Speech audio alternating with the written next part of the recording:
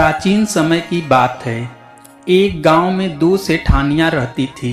बड़ी सेठानी के घर में बहुत धन था, लेकिन वह बहुत ही कंजूस थी।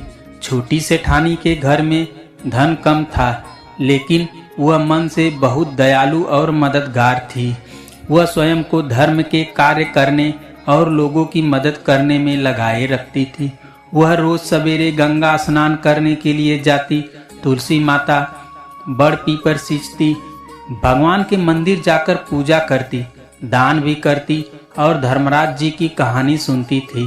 जबकि बड़ी सेठानी यह सब देखकर उसकी मजाक उड़ाती और कहती थी कि पता नहीं दिन भर क्या फालतू काम करती रहती है।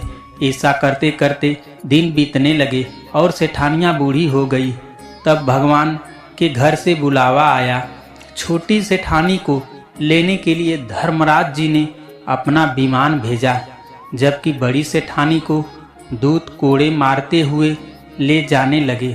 रास्ते में बड़ी सेठानी ने कहा कि मुझे भूख लगी है। तब दूत बोले कि यदि तुमने जीवन में किसी को खाना खिलाया होगा तब ही तुम्हें खाना मिलेगा। थोड़ी देर बाद उसने फिर कहा कि मुझे प्यास लगी है।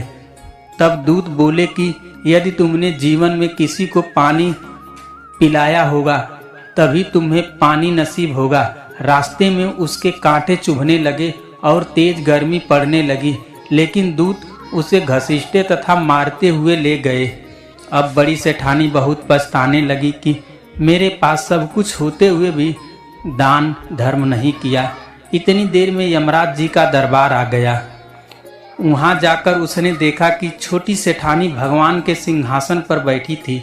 उधर बड़ी सेठानी को तपते हुए कुंड में डाल दिया गया और वह पछताने लगी और उसको ज्ञान हुआ। तब बड़ी सेठानी बोली कि मुझे 10 घंटे का समय दीजिए, मैं वापस आकर दंड भोग लूंगी। धर्मराज बोले ठीक है। बड़ी सेठानी के शरीर में वापस प्राण डाल दिए गए।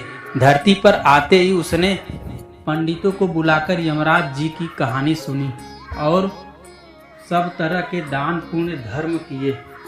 इतने में समय पूरा हो गया। अब की बार बड़ी सेठानी को लेने यमराज जी का विमान आया। 10 दिन के बाद दान धर्म और यमराज जी की कहानी सुनने से बड़ी सेठानी को स्वर्ग की प्राप्ति हुई। सेठानी जी ने जैसी कृपा सेठानी जी पर वैसी कृपा सभी पर करना। धन्यवाद दोस्तों।